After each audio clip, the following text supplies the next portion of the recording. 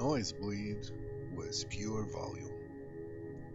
They aimed to be the ultimate metal band, the essence of being loud.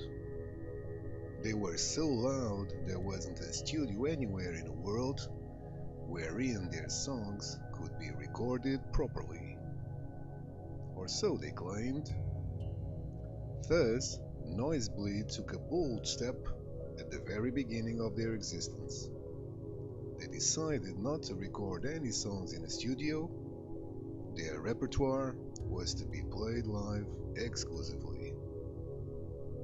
Their reputation grew from there. In a world always starved for originality and the next big thing, it was easy for Noisebleed to make a name for themselves.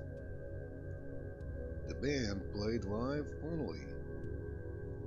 Plus, they didn't tour extensively. In fact, they did quite the opposite. Noisebleed kept their live appearances to a minimum. Their promoter strategy was to maintain the delicate balance between cashing in his share of profit and keeping metal audiences hungry, asking for more. The boys obliged, they were happy to go along. So, even though they were always in demand, Noisebleed wouldn't play more than a gig every other month, half a dozen gigs a year. And they didn't allow press coverage of any of their shows. They were adamant on it, but when they climbed on stage, all hell broke loose. The band delivered, they were thunderous live. The decibel count on every show was louder than 5 Concorde planes taking off simultaneously.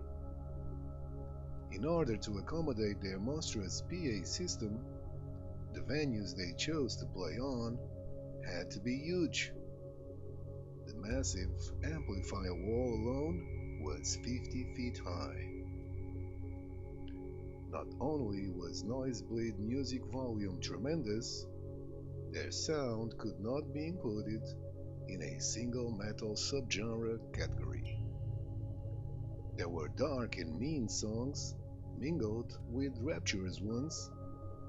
Some were speedy, others pounding heavy.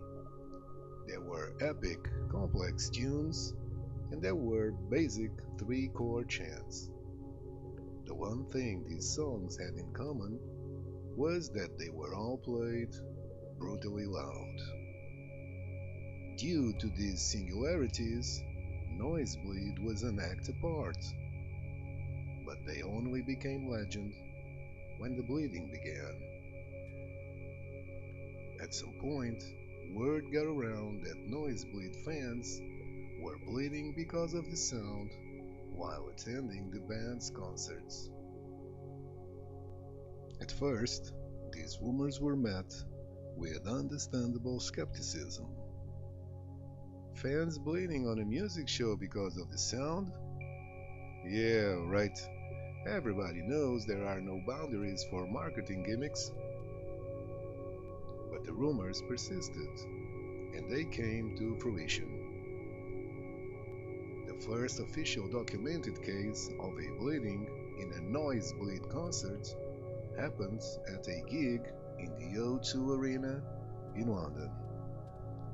The British tabloids reported that a couple of teens, a boy and a girl, found themselves bleeding profusely from their noses due to the extreme aggression of the concert's loud sound. This particular event was just the beginning. From then on, Noisebleed fans at the concerts competed to be the first to have a nosebleed. Next came the easy puns. Noisebleed causes nosebleeds. A nosebleed listening to Noisebleed? Ah, what a rush.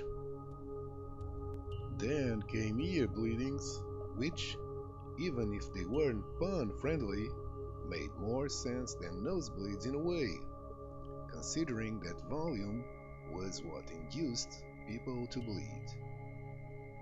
Sometime later, an obscure reporter suggested that an eye bleeding had occurred at a Noisebleed open-air gig in Brussels, but that claim was proven to be plain false, and the Belgian reporter was soon discredited as being one crooked individual. As far as legend went, nosebleeds and ear bleedings were enough. Nosebleeds became a part of every Noisebleed gig. A stage spotlight was specifically designed to scan faces in the audience, searching for that magic moment some kid's nose would start dripping. When it did, the band would invite the kid to share the stage with them, and a loud roar of approval followed. Ear bleedings were infrequent, and frankly, not approved by the band's promoter. They usually meant someone's serious illness, and a lawsuit followed. Both were unwelcome.